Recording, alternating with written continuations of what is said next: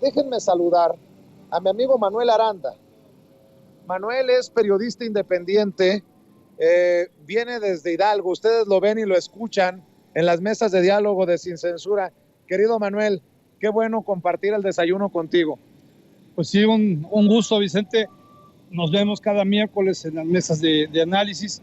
Y bueno, pues ahorita aprovechando que andaba cerca de Hidalgo, estamos a 1 hora y media o menos, para poder aprovechar para compartir un desayuno, compartir el sal a la mesa y para una sorpresa que te tengo conjuntamente con un amigo que está por llegar en unos minutos más y que te queremos entregar al aire. Antes de la sorpresa, bueno, hablando de sorpresas, a mí me sorprendió ver esta nota que me compartías. Y creo que es importante que lo sepa la audiencia de Sin Censura. En la Universidad Autónoma del Estado de Hidalgo están pidiendo retirar el nombre de Jesús Murillo Caram de un auditorio. Se trata de estudiantes de esta universidad, alumnos que coinciden que el nombre de Jesús Murillo Caram debe retirarse del auditorio del Instituto de Ciencias Sociales y Humanidades por el caso Ayotzinapa. Y no los juzgo, de hecho, los aplaudo, porque esa es la conciencia que se va formando y que ellos defiendan su petición, su solicitud, y si procede, pues que quede esa mancha también para Jesús Murillo Caram, el exgobernador de Hidalgo. Vaya, esto no es nuevo, ya es una constante de que viene desde hace varios años. Incluso te puedo comentar como dato curioso, en ese auditorio, que es de la facultad, de lo que es la Facultad de Derecho de la Autónoma, se hace, ¿qué será? Unos 2 años o 3, hubo una conferencia en la que participó Gerardo Fernández Noroña, conjuntamente con diputados, por cierto, del Grupo Universidad, en el auditorio Jesús Murillo Caram. O sea, 3 ideologías, 3 fuerzas totalmente separadas, distintas, que deberían ser encontradas y que, bueno, en ese momento fue una simple coincidencia, pero sí, es una constante ya por parte de los alumnos y en este momento, en esta coyuntura política, y no solo política, sino penal, es el momento justo para que se haga presión y que las autoridades cedan. Y no solo esto, también hay un mercado, Jesús Murillo Caram, en Real del Monte, su tierra natal, y hay cualquier cantidad de calles y otras cosas, porque era un tributo, una pleitesía a la que se le rendía a Murillo Caram como un omnipotente gobernador, que era de llamar la atención. Fíjate qué interesante, porque el presidente Andrés Manuel López Obrador en sus mañaneras dice que la corrupción se estigmatice, que los corruptos ya no sean, que no mantengan su respetabilidad. Exacto. Que la gente no los tome como ejemplo para que tú, mijito, cuando seas grande, sé como fulanito. Como licenciado, decía. Bueno, pues este esfuerzo para tal vez quitarle el nombre de Murillo Caram a este auditorio podría ir en ese sentido, porque estamos atiborrados en México de el bulevar, es un ejemplo nada más muy sonorense, el bulevar Beltrones. No puje, no puje. Bueno, perdón, con todo respeto, no, se dice que no es bueno hablar de los muertos, pero ¿por qué hay avenidas Colosio en todo el país? Perdón, ¿qué legado político, histórico, cultural o de aporte, qué tipo de aporte hizo realmente Colosio para México, no para el PRI, para México, salvo haber sido desgraciadamente una víctima de una confabulación fratricida, pero que en realidad, perdón, no es un héroe nacional, no, está un poco delicado comentar eso, pero en realidad también, o sea, hay cualquier cantidad de avenidas, en todos lados ves avenidas o bulevares Colosio. Por ejemplo, tú eres de Hidalgo, hay calles, auditorios que también se llamen Osorio Chong o Penchina o esas cosas. Hay calles de Carolina Vigiano, hay una ¿qué? Y hay una calle, hay una colonia que se llama PRI Chacón, la colonia PRI, o sea, del Partido Revolucionario Institucional. No, sí, es en serio, está ahí a 5 minutos de mi casa. Es la colonia PRI Chacón, así se llama. Pero de Carolina Villano, pues. Y hay una calle Carolina Villano en un barrio de ahí de Pachuca. ¿Y qué ha hecho Carolina Villano? Pues lo mismo que Jesús Murillo, ser parte de un equipo político que ha hecho muchísimo por el Estado, demasiado. Te pido por favor. ¿En qué términos? No lo sé, pero... Te pido por favor que nos mantengas al tanto de este esfuerzo de los estudiantes de la Universidad Autónoma del Estado de Hidalgo, porque si logran quitarle el nombre de Murillo Karam por la situación del caso Ayotzinapa, pues creo que muchos podríamos seguir el ejemplo de esos estudiantes rebeldes, conscientes, para retomarlo en diferentes partes de nuestro país. Vaya que podría ser un ejemplo de dignificación de los espacios, en este caso de un instituto político, perdón, un instituto educativo, de una facultad de Derecho, donde se supone que se debe de formar a la gente que va a defender la legalidad, no rendirle pleitesía a personas que pues estamos viendo todo lo que han hecho, cómo se han enriquecido y la calaña de situaciones en las que han participado. ¿Por qué tenemos que soportar un país con una infracultura de ese calibre en la que nos estén sometiendo y obligando a soportar eso? Es una burla. Por donde lo ves, a rendirle pleitesía. A rendirle pleitesía. Y ve las reacciones de los políticos priistas, sobre todo de los hidalguenses, empezando por el gobernador actual. Todos, bueno, es hechura de Jesús Murillo, Omar Fayad, todos le han rendido pleitesía y todos se han declarado a su favor, brindándole su apoyo, porque es una persecución política por parte de este gobierno malvadote y malototote. Cuando llegue el camarada me avisas para anunciarlo aquí en Sin Censura. Seguro que sí. Gracias, querido Manuel Aranda. Regresamos en un ratito. Órale. Manuel Aranda, periodista independiente, viene de Hidalgo y está aquí en esta transmisión en vivo y en directo en Sin Censura.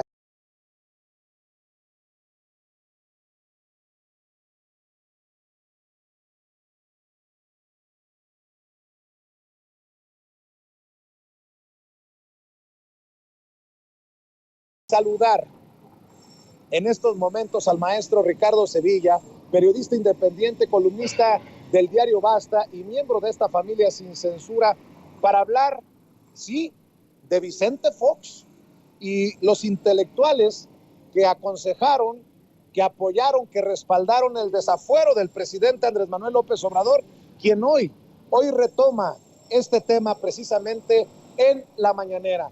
Y lo que vamos a ver y escuchar, creo que es doloroso, sí, horroroso también, pero sobre todo encabronante, por cómo piensan esos intelectuales orgánicos, esos intelectuales que han servido a las élites económicas, corporativas y políticas del México, que esperemos se quede siempre ya, para siempre, pues, en el pasado, mi querido Ricardo. Un abrazo, te saludo con mucho gusto, maestro. Abrazo de regreso, querido Vicente, público memorioso. En efecto, hoy el presidente López Obrador recordó el proceso, el terrible proceso de desafuero en su contra, y ese es un episodio importante, importantísimo, porque marca un punto de partida en la carrera política del presidente López Obrador y marca un punto de partida también en el acontecer político de este país. Pero primero que nada hay que recordar que entre 2004 y 2005 el tabasqueño se vio envuelto en una polémica, gran polémica, porque fue sometido a un juicio de desafuero acusado de desacatar una resolución judicial cuando era jefe de gobierno de la capital.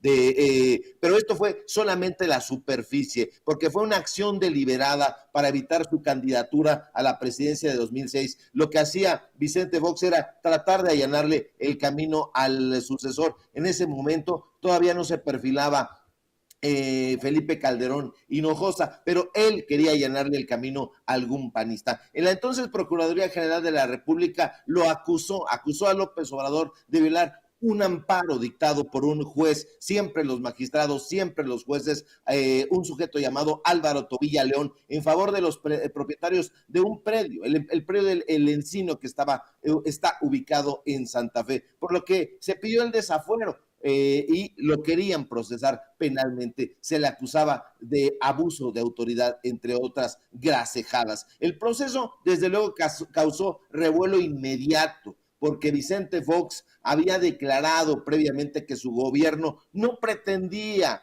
desaforar o enjuiciar políticamente al titular del gobierno de la Ciudad de México, aún después de haber reconocido que estaba en contra de López Obrador. Ahora, antes de acudir a la Cámara de Diputados y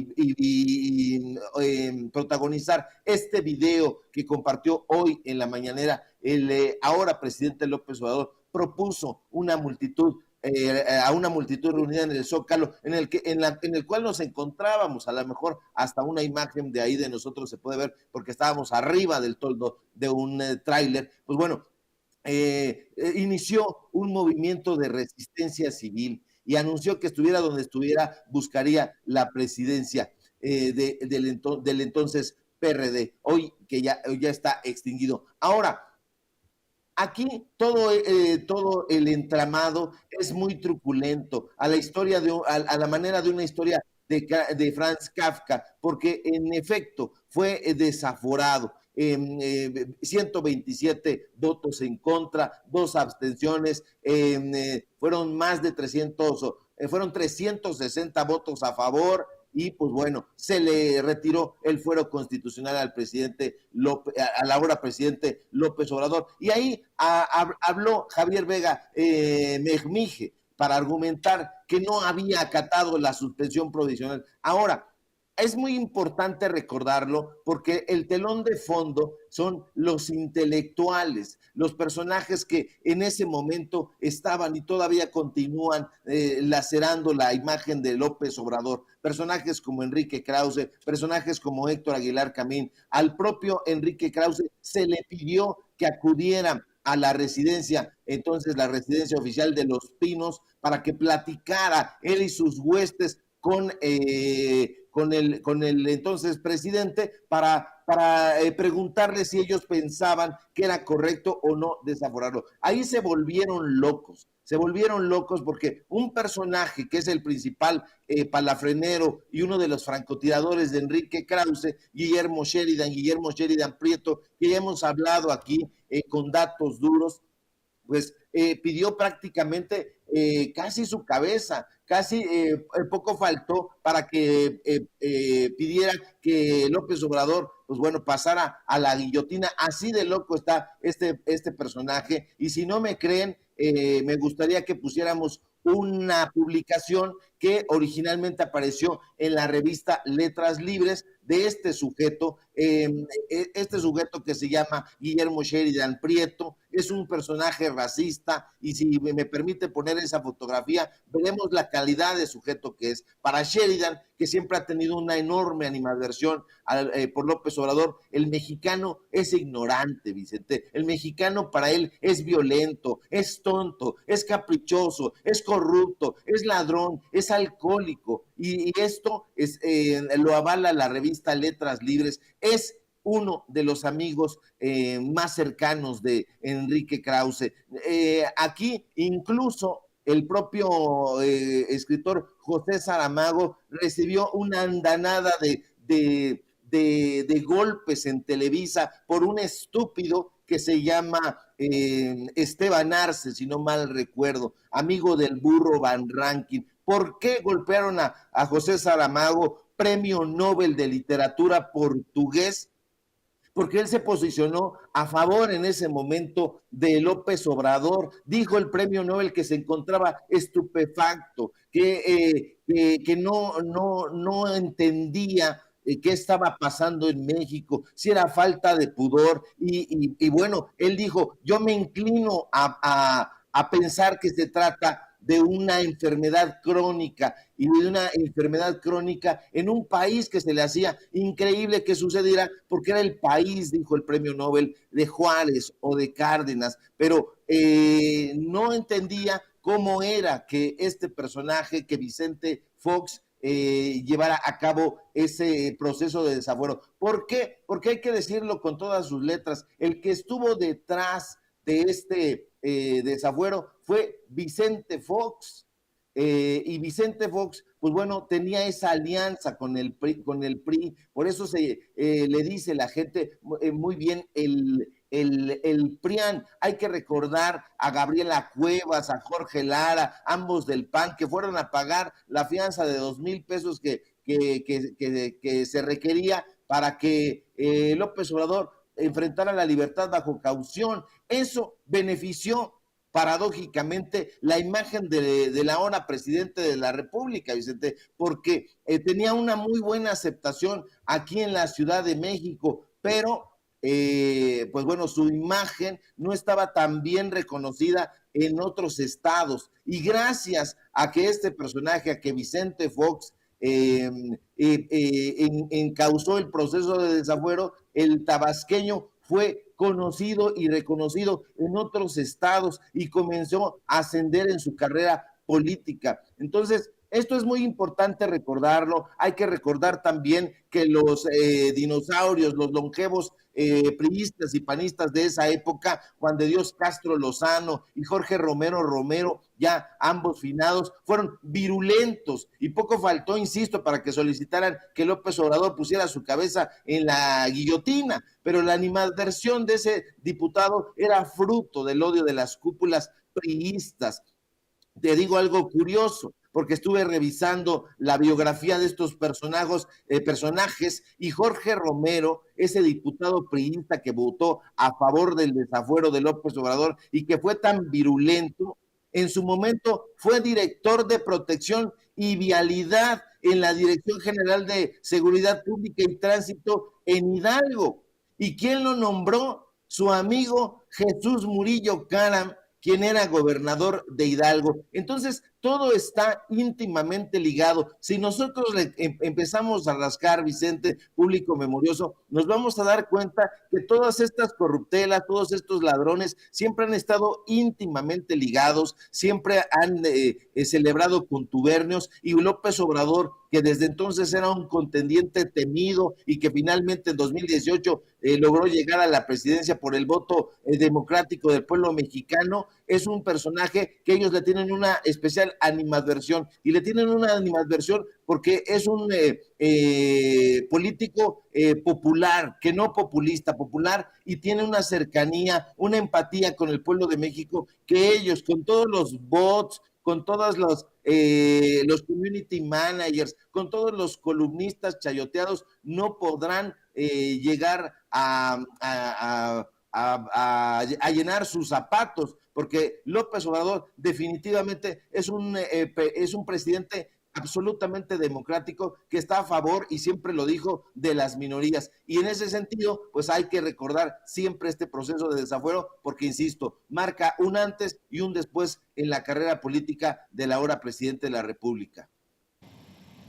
Pues vaya intelectuales que nos vendían, mi querido Ricardo, y qué bueno que los exhibes diariamente aquí en Sin Censura. Nada comparado con las voces que hoy tenemos y que hasta el propio presidente recomienda. La verdad que yo me sorprendí gratamente, porque además es una de las columnas que a mí me gusta leer, la de la admirada Violeta Vázquez. Recomienda el presidente este artículo sobre Ayotzinapa, alejado de los nombres, insisto, que nos han vendido históricamente, de los Krause, de los Sheridan, de los Héctor Aguilar Camín. Aquí está donde el presidente hace referencia a este artículo de la querida Violeta, si me permiten. Y también ayer leí un artículo que lo recomiendo mucho, de una escritora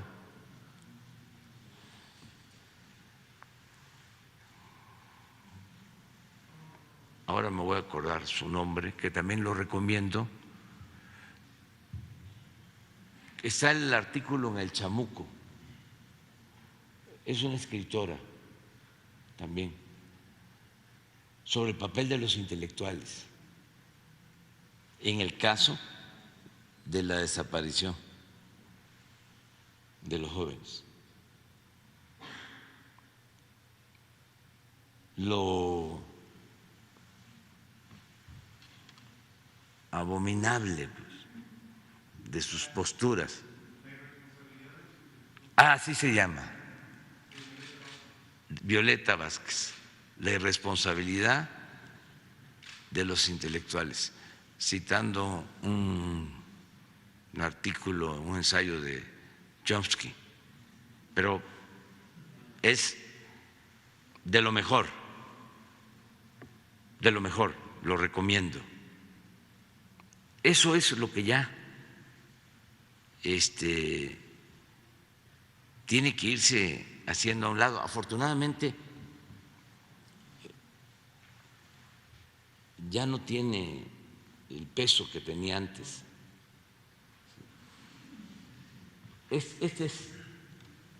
Ese lo recomiendo,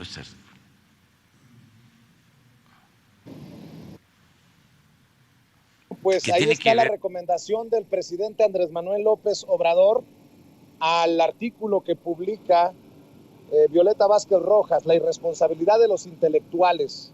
Y nada más un poco, mi querido Ricardo Sevilla, para hablar de Violeta y de cómo el presidente también ha mencionado a nuestra querida Beatriz Aldaco, ha mencionado a diferentes compañeros, creo yo que de lucha. Dice, por ejemplo, Violeta Vázquez Rojas, ya sabemos bien, pero no por eso se nos olvida que las decisiones que favorecen los intereses económicos de las élites necesitan legitimarse por medio de la opinión y las explicaciones supuestamente independientes de ciertos intelectuales. Sus voces se amplifican desde los medios de comunicación corporativos y así escuchamos o vemos en televisión o radio sus análisis sobre el acontecer político. Y si el que opina es de mayor rango en la jerarquía de la intelectualidad, también leeremos sus opiniones en medios digitales o de preferencia impresos, periódicos y libros de amplia difusión.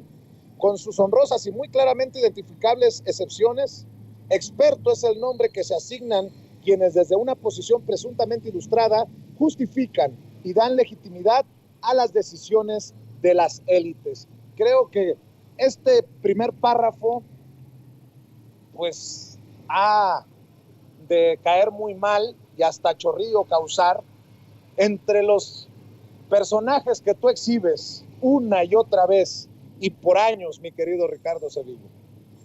Así es, Vicente, nos da muchísimo gusto que ya se haya impuesto como una frase de uso común los medios de comunicación corporativos. Antes de que nosotros nos expresáramos así de los mal llamados medios tradicionales, no se hablaba de eso. Entonces ahora una y otra vez se habla de los medios de comunicación corporativos y nos da muchísimo gusto que haya este tipo de referencias que hace el presidente López Obrador, estas frases maniqueas con las que estaban trabajando estos intelectuales que han sido llamados también intelectuales, salían en la televisión y formaban el criterio de la gran familia mexicana, esa familia mexicana inteligente, memoriosa, que no quieren en las élites, como se ha visto en esta publicación de Guillermo Sheridan en Letras Libres, pues da un refresh a las nuevas plumas. En efecto, como bien dices, no son solamente los Leo Zuckerman, los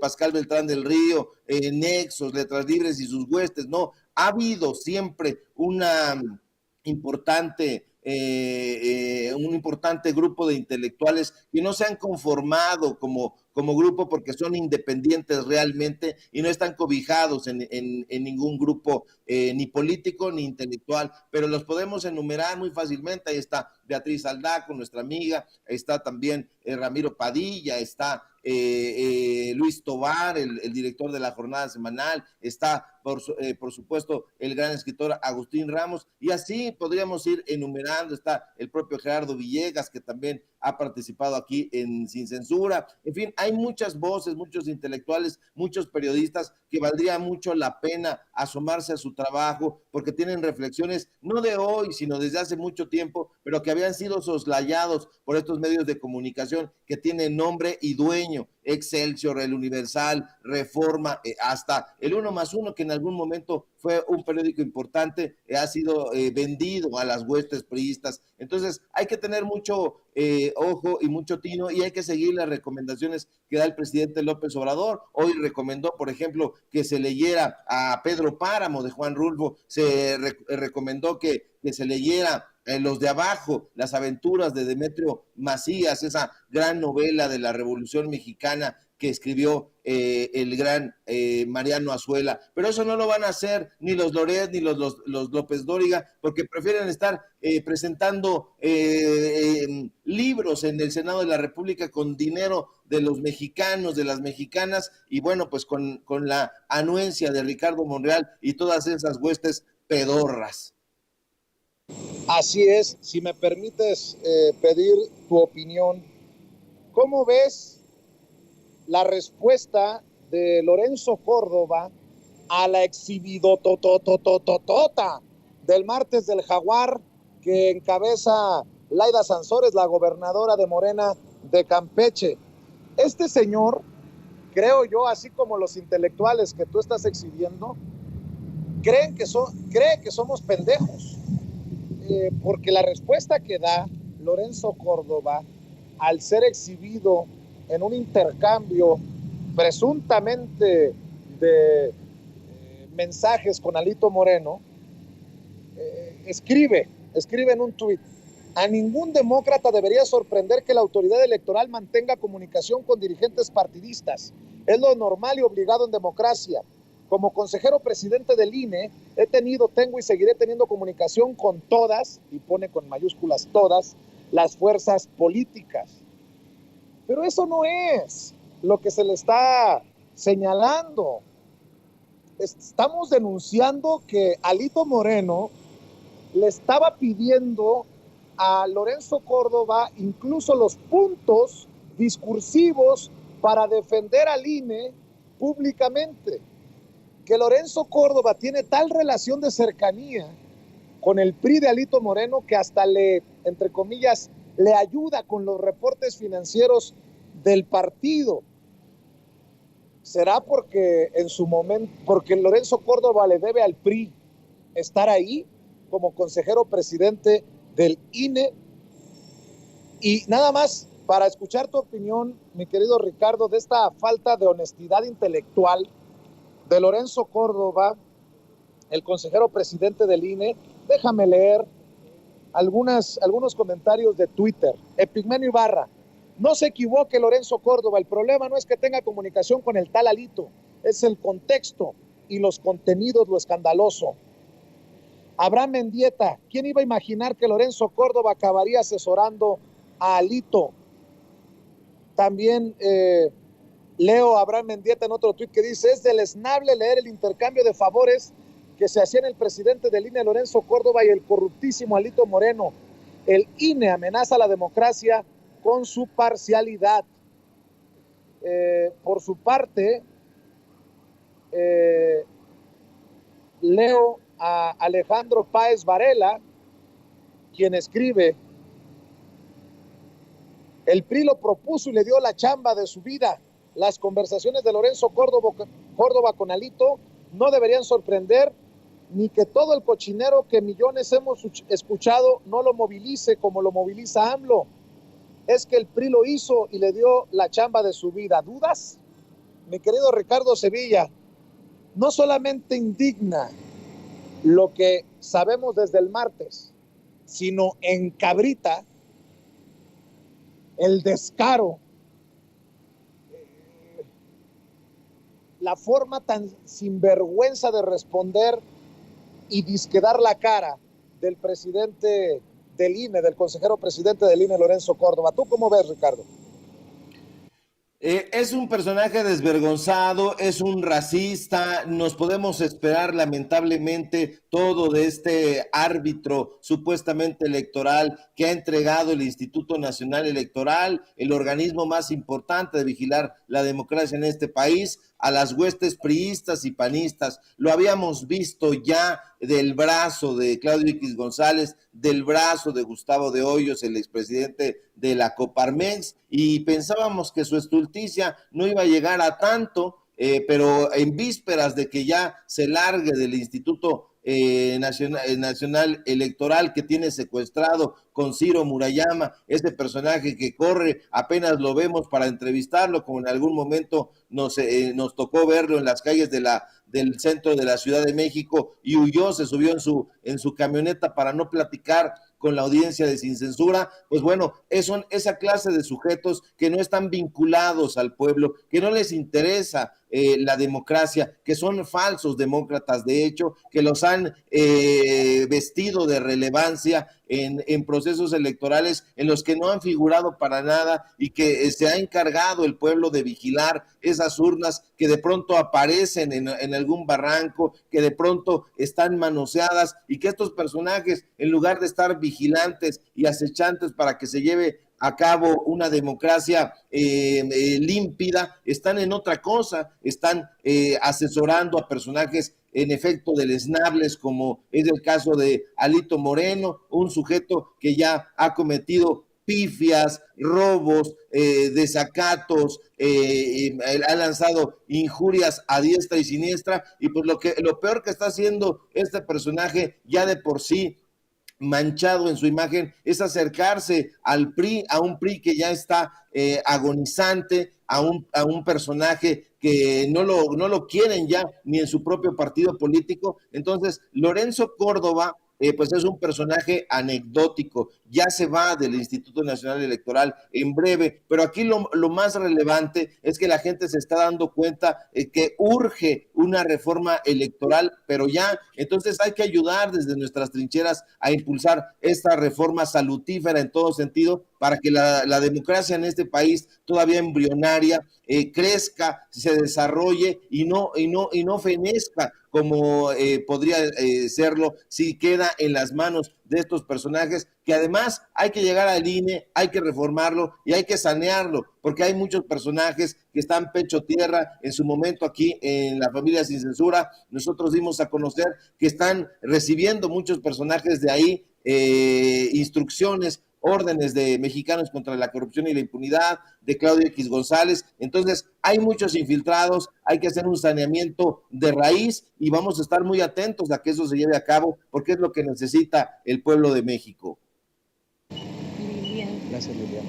Maestro Ricardo Sevilla, como siempre, muchas gracias por tus participaciones, tus opiniones, tus comentarios aquí en Sin Censura. ¿Por qué no cerramos invitando a la gente para que te sintonice, para que se conecte contigo y para que apoye lo que haces en tus trincheras?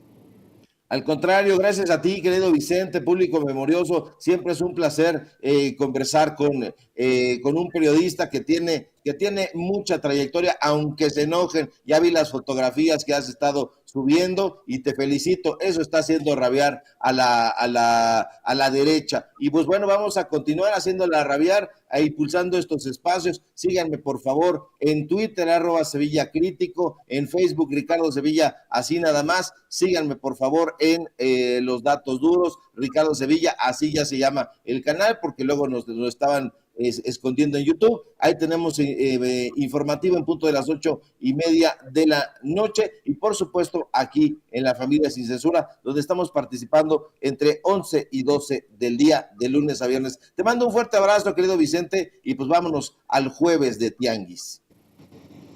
Claro que sí, que te vaya muy bien y muchas gracias, Ricardo Sevilla, hablando con nosotros Sin Censura.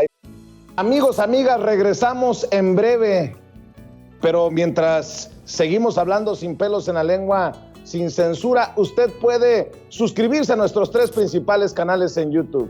Sin Censura Media, en donde tenemos más de 1.600.000 suscriptores. Sin Censura TV, en donde tenemos más de 1 millón de suscriptores. Y en Sin Censura Presenta, en donde queremos llegar muy pronto a los 100,000 suscriptores. Si usted ya está inscrito en Sin Censura Media, suscríbase en Sin Censura TV. Si ya está suscrito en Sin Censura TV y Sin Censura Media, suscríbase a Sin Censura Presenta. Recuerde que es gratis, no tiene que sacar un solo centavo de su bolsillo para apoyarnos. Dele clic en la campanita para que los señores y señoras de YouTube envíen las notificaciones cuando estemos transmitiendo en vivo y en directo o estemos subiendo videos. También nos puedes seguir en Twitter en @Vicente Serrano y hasta en Instagram. Ojo, también estamos en Instagram. Son nuestras redes sociales y con el apoyo de ustedes seguimos creciendo, porque con ustedes todo, sin ustedes nada.